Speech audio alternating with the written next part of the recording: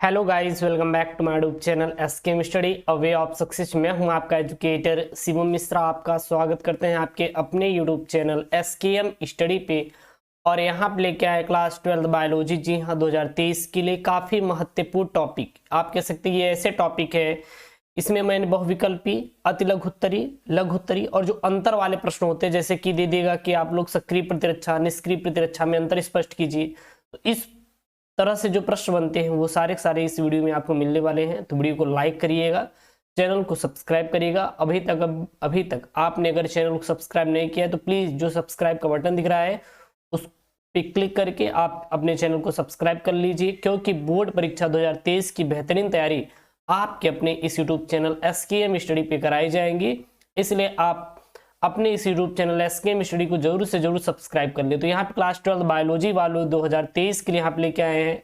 जी हाँ, बहुत ही महत्वपूर्ण टॉपिक है। इसका पीडीएफ, जी हाँ, ये जो क्लास का पीडीएफ है ये आपको मिलेगा कहाँ पे? Verified channel. जी हाँ, टेलीग्राम के वेरीफाइड चैनल एसकेएम स्टडी पर, link in the description box. जहाँ पे 38,000 से ज्यादा बच्चे फ्री में नोट्स डाउनलोड करके पढ़ाई कर पा रहे हैं। अब आपकी बारी है और आपको भी अपनी पढ़ाई करनी है, क्योंकि जो टेलीग्राम है अपना, आपका टेलीग्राम है, वो अब टेलीग्राम के द्वारा भी वेरीफाई कर दिया गया। एसकेएम स्टडी देखोगे तो एक ब्लू टिक लगा रहेगा, आप ज्वाइन कीजिए। वहां पे जाके पूरे नोट्स पीडीएफ को डाउनलोड करके पढ़ाई कीजिए। तो चलिए यहाँ पे एक एक करके देखेंगे। तो यहाँ पे हम लोग आज 15 महत्वपूर्ण टॉपिक को देखने वाले। ये पूरे किताब के, जी हाँ, पूरे किताब के टॉपिक है।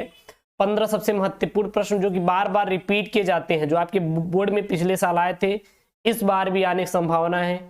उन्हीं क्वेश्चनों को हम यहाँ पे पढ़ने वाले हैं। और इन अगर क्वेश्चन को पढ़ लेंगे, ये समझ लीजिए कि आराम से आपका 5 से 6 नंबर बिल्कुल पक्का हो जाएगा। आराम से 5 से 6 नंबर कोई नहीं आपसे छीन सकता। आराम से आप इसको पक्का कर सकते हैं।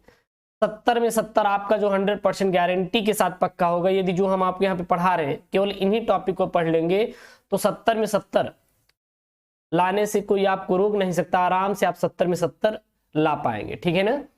तो यहाँ पे हम लोग एक एक करके एक एक टॉपिक करके पढ़ने वाले हैं।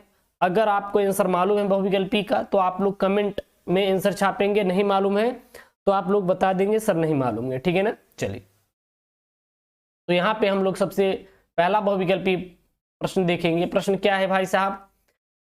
निसंतान दंपतियों की सहायता हेतु उपाय है। यानी निसंतान, निसंतान मतलब है जिस ऐसी संपत्ति, ऐसी दंपत्ति जिसके पास कोई भी संतान नहीं है, जिसके पास कोई भी संतान नहीं है, उसे हम लोग क्या कहते हैं? उसे हम लोग निसंतान कहते हैं। यानी कि उनके पास संतान है ही नहीं, कोई बच्चे है ही नहीं, तो उसे क्या कहते हैं? यानी कि उनको संतान पैदा करने के लिए कौन सी विधि उपयोग में करते हैं? पात्र निषेचन, इंट्रा यूटेरॉन ट्रांसफर, या फिर जाइगो इंट्रा फैलोपियन ट्रांसफर, या फिर ये सभी। तो इसका आंसर क्या हो जाएगा? ये सभी हो जाएगा। डी वाला क्या हो जाएगा? आपका राइट आंसर हो जाएगा। यानी कि निसंतान दंपतियों की सहायता है तो पात्र निषेचन भी उपयोग किया जाता है। इसी को हम लोग क्या कहते हैं? आईवीएफ के नाम से जानते हैं। आईवीएफ, पात्र निषेचन। Intrauterine transfer, zygote intra fallopian transfer, ये तीनों के तीनों क्या होती हैं? निसंतान दंपतियों की सहायता है तो क्या होते हैं? उपाय किए जाते हैं। अगला प्रश्न यहाँ पे, अंडाणु के निषेचन को रोकने का उपयुक्त तरीका है। यानी कि जो अंडाणु का निषेचन, अंडाणु और शुक्राणु को आपस में मिलने से रोकने के लिए कौन सा उपयुक्त तरीका होता है? बंध्याकरण, हार्मोनल गर्भनिरोधन, अवरोध युक्ति, या फिर ये सभी। तो ये क्या होते हैं? ये सभी आपका क्या हो जाएगा? राइट आंसर हो जाएगा। जैसे कि आप देखोगे कंडोम का प्रयोग, बहुत सारे ऐसे पिल्स, गोलियां भी आती खाई जाती हैं, ठीक है ना। और बंध्याकरण कुछ समझ के चलिए कि आप चाहे एज अ मार्केट से लेके यूज कीजिए, या फिर आप सीधा आप इसको आप एक प्रोसेस होता है बंध्याकरण, आप करवा लीजिए, आप प्रेग्नेंट होंगे ही नहीं। तो ये सारे मेथड है, जैसे कि बंध्याकरण और हार्मोनल गर्भनिरोधन, अवरोध युक्ति, और यानी कि ये सभी क्या हो जाएगा? राइट आंसर हो जाएगा। अगला प्रश्न है यहाँ पे। प्रश्न क्या है? मनुष्य में संतान का लिंग निर्धारण होता है। जो मनुष्य होते हैं उसमें संतान का लिंग निर्धारण क्या होता है? ये देखिए, ये क्या है? ये कोई नर है, ये क्या है? ये कोई नर है, और ये क्या है? ये कोई मादा है। ये क्या है? कोई मादा है। अब इन दोनों से क्या बनेगा? एक संतान की उत्पत्ति होगी। एक संतान की क्या होगी? इन दोनों से उत्पत्ति होगी। तो संतान के उत्पत्ति होने में अब ये लड़का बना या फिर ये लड़की बनी, या फिर ये क्या बनी, लड़की बनी, ये किसके ऊपर डिपेंड करता है, ये यहाँ पे पूछा है। मादा के लिंग गुणसूत्र से, अंडाणु के माप से, शुक्राणु के माप से, पिता के लिंग गुणसूत्र से, या फिर पिता के लिंग सूत्र से जो होता है ये आपका राइट आंसर हो जाएगा। तो राइट आंसर क्या हो जाएगा, पिता के लिंग गुणसूत्र से ही मनुष्यों में संतान का लिंग निर्धारण होता है, इसको याद रखिएगा, ठीक है ना। अगला प्रश्न यहाँ पे, प्रश्न क्या है, वृषण की अंतराली लीडिंग कोशिकाओं से स्रावित हार्मोन्स है। जो वृषण होता है इसकी अंतराली जो कोशिकाएं होती है वहां से स्रावित होता है हार्मोन्स, उसका नाम क्या है, उसका नाम क्या है यहाँ पे, एंड्रोजन, एस्ट्रोजन, FSH या फिर मानव अपरा लैक्टोजन। तो वृषण की अंतराली लीडिंग कोशिकाओं से स्रावित हार्मोन्स का नाम होता है एंड्रोजन। क्या होता है, एंड्रोजन नाम होता है।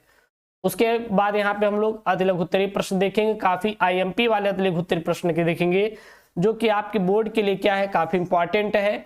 अगर ये तैयार कर लेंगे तो ये समझ लीजिए कि 2023 में जो आपका 70 में 70 टारगेट है वो बिल्कुल 100% होगा। प्रश्न क्या है, प्रश्न ये यहाँ पे, दो बीजों का नाम लिखिए जिनमें बीज के परिपक्व होने से पूर्व भ्रूणपोष विकासशील भ्रूण द्वारा उपयोग कर लिया जाता है। तो दो ऐसे कौन कौन से आपके यहाँ पे बीजों के नाम हैं जिनमें बीज के परिपक्व होने से पूर्व ही भ्रूणपोष विकासशील भ्रूण द्वारा उपयोग कर लिया जाता है। मटर है, सेम है आदि जो होते हैं, इसमें भ्रूणपोषी बीजों में भ्रूण संचित भ्रूणपोष का उपयोग कर लिया जाता है। अगला प्रश्न है, काफी IMP वाला प्रश्न है। प्रश्न आपका क्या है यहाँ पे, प्रश्न है परागण को परिभाषित कीजिए। जी हाँ, परागण क्या होता है इसको परिभाषित करना है। तो उत्तर क्या लिखेंगे, पराग कणों का परागकोश से मुक्त होकर उसी प्रजाति के पुष्प की वर्तिकाग्र तक स्थानांतरण ही परागण कहलाता है। क्या कहलाता है, परागण कहलाता है। यानी कि जो परागकण होते हैं ये परागकोश से निकलकर उसी प्रजाति यानी कि उसी पौधे के पुष्प के वर्तिकाग्र तक स्थानांतरण क्या कहलाएगा, परागण कहलाएगा। परागण आपके दो प्रकार के होते हैं, स्वपरागण और परपरागण। परागण कितने प्रकार के होते हैं, दो प्रकार के, स्वपरागण और परपरागण होते हैं। अगला प्रश्न यहाँ पे, प्रश्न क्या है, जलीय परागण करने वाले किन्हीं दो पौधे का नाम लिखिए। तो जलीय परागण करने वाले दो पौधे कौन कौन से होते हैं, हाइड्रीला वेलिस नेरिया और जोस्टीरा इत्यादि जो होते हैं ये जलीय परागण करने वाले पौधे के नाम है।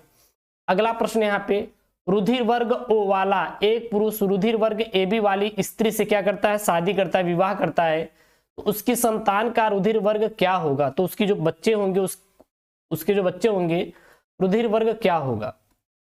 तो संतानों का रुधिर वर्ग A या B होगा और AB व O कभी नहीं हो सकता। याद रखना, जो संतान पैदा होंगे उसमें या तो A होगा या फिर क्या होगा, B होगा। AB और O कभी नहीं होगा। यानी कह सकते हैं रुधिर वर्ग O वाला एक पुरुष रुधिर वर्ग AB यानी कि O वाला यदि AB से शादी करता है तो या फिर A वाला बच्चा पैदा होगा या फिर B वाला बच्चा पैदा होगा, कभी भी AB और O नहीं बनेगा, ये बात याद रखना, ठीक है ना। अगला प्रश्न यहाँ पे, प्रश्न है अनुमानसिकता तथा अनुमानसिकी में अंतर स्पष्ट कीजिए।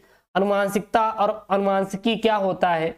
तो अनुमानसिक या वंशागति लक्षणों के जनकों में संतति में संचरण को अनुमानसिकता या वंशागति कहते हैं और अनुमानसिकता तथा विभिन्नताओं के अध्ययन को अनुमानसिकी कहा जाता है। तो अनुमानसिकता या अनुमानसिकी क्या होता है, अनुमानसिकता तथा अनुमानसिकी क्या होता है। तो अनुमानसिक या वंशागति लक्षणों के जनकों से संतान में संचरण को अनुमानसिकता या वंशागति कहते हैं और अनुमानसिकता तथा विभिन्नताओं के अध्ययन को क्या कहते हैं, अनुमानसिकी कहा जाता है।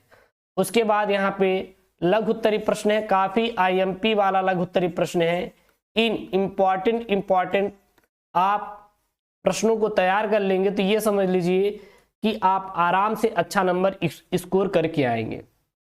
प्रश्न यहाँ पे है, लसिकाभ अंग क्या है। जो लसिकाभ अंग होते क्या है ये एक्चुअली में, और मानव में पाए जाने वाले प्राथमिक तथा द्वितीयक लसिकाभ अंगों में अंगों के एक एक उदाहरण तथा उनके कार्य बताइए। लसिकाभ अंग होते क्या है, सबसे पहला ये इन्होंने क्वेश्चन पूछा है, तथा मानव में पाए जाने वाले प्राथमिक तथा द्वितीयक लसिकाभ होते क्या है और एक एक उदाहरण देना है। तो सबसे पहले देखते हैं हम लोग, तो यहाँ पे क्या होता है आपका, इनमें लसिकाणुओं का उत्पत्ति, परिपक्वन तथा प्रचुरोद्भवन होता है, ठीक है ना। तो ये हो गया आपका। उसके बाद है यहाँ पे प्राथमिक, कौन सा है, प्राथमिक लसिकाभ अंग। तो जैसे आपका अस्थिमज्जा होता है, थाइमस ग्रंथि होती है इत्यादि, इसमें परिपक्व लसुकाणु प्रतिजन संवेदनशील लसिकाणु में विभेदित होते हैं। दूसरा यहाँ पे द्वितीयक लसिकाभ अंग, जैसे प्लीहा, लसिकाभ ग्रंथियां, टॉन्सिल तथा श्लेष्म संबंधित लिम्फॉइड ऊतक, माल्ट आदि परिपक्वन के पश्चात लसिकाणु द्वितीयक लसिकाभ अंग में पहुंचकर प्रतिजन के साथ पारस्परिक क्रिया करते हैं। क्लियर है। फिर यहाँ पे एक हमने पॉइंट लिखा है यहाँ पे, अस्थिमज्जा में परिपक्व होने वाले जो बी लिम्फोसाइट होते हैं, क्या होते हैं, बी लिम्फोसाइट होते हैं। मैं अपने आप को हाइड कर दूंगा तो ये आपको दिखाई देगा। थाइमस में परिपक्व होने वाले टी लिम्फोसाइट कहलाते हैं। याद रखना, अस्थिमज्जा में परिपक्व होने वाले लिम्फोसाइट को क्या कहते हैं, बी लिम्फोसाइट, और थाइमस में परिपक्व होने वाले को हम लोग क्या कहते हैं, टी लिम्फोसाइट कहते हैं। फिर यहाँ पे है सक्रिय प्रतिरक्षा एवं निष्क्रिय प्रतिरक्षा में अंतर। जी हाँ, काफी आईएमपी वाला क्वेश्चन है भाई साहब, इसको आप रट लीजिए, याद कर लीजिए कि सक्रिय प्रतिरक्षा तथा निष्क्रिय प्रतिरक्षा होता क्या है। तो एक तरफ सक्रिय प्रतिरक्षा, दूसरी तरफ निष्क्रिय प्रतिरक्षा देखेंगे। तो जब व्यक्ति के शरीर में अपनी कोशिकाएं रोगाणु के प्रति प्रतिरक्षी पैदा करती हैं तो उसे सक्रिय प्रतिरक्षा कहते हैं। जब शरीर की रक्षा करने के लिए किसी अन्य जीव के शरीर से बने प्रतिरक्षी सीधे ही शरीर को दिए जाते हैं तो यह निष्क्रिय प्रतिरक्षा कहलाता है। उसके बाद अगला सक्रिय प्रतिरक्षा का पॉइंट है, यह प्रतिरक्षा धीमी होती है, इनमें प्रभावशाली अनुक्रिया प्रदर्शित होने में अधिक समय लगता है और यह प्रतिरक्षा तुरंत प्रभाव दिखाती है। इसका प्रभाव कुछ समय के लिए होता है। इसके उदाहरण जैसे मानव में चेचक के प्रति प्रतिरक्षा, और निष्क्रिय प्रतिरक्षा के उदाहरण क्या हो जाएगा, मानव में टिटेनस, रेबीज आदि रोगों में टीकाकरण द्वारा प्रतिरक्षा। उसके बाद है आपका सहज प्रतिरक्षा तथा उपार्जित प्रतिरक्षा में अंतर। तो सहज प्रतिरक्षा क्या होता है, सहज प्रतिरक्षा एक प्रकार की अवशिष्ट प्रतिरक्षा है और उपार्जित प्रतिरक्षा रोग विशिष्ट होती है, यह जन्म के बाद प्राप्त होती है, याद रखना, और यह जन्म के समय मौजूद रहती है। फिर यहाँ पे कुछ मैंने पॉइंट कवर किया, आप इसको देख लीजिएगा। आप 3 पॉइंट लिखेंगे, इंपॉर्टेंट है। फिर रोग से प्रत्येक बार नया सामना होता है और जिससे इसमें स्मृत कोशिकाएं नहीं बनती और इसमें सक्रिय व निष्क्रिय प्रतिरक्षा में भिन्नता होती है और इसमें कोई भी भिन्नता नहीं होती, ठीक है ना। तो यहाँ पे क्लास 12 बायोलॉजी के जो हमने देखा है कुल 15 सबसे महत्वपूर्ण टॉपिकों को, आप इन टॉपिक को तैयार कर लीजिए, ये काफी इंपॉर्टेंट है। और इसका पीडीएफ डाउनलोड करने के लिए टेलीग्राम चैनल SKM स्टडीज को जरूर ज्वाइन करें। ओके दोस्तों, थैंक यू, जय हिंद, टेक केयर, बाय बाय।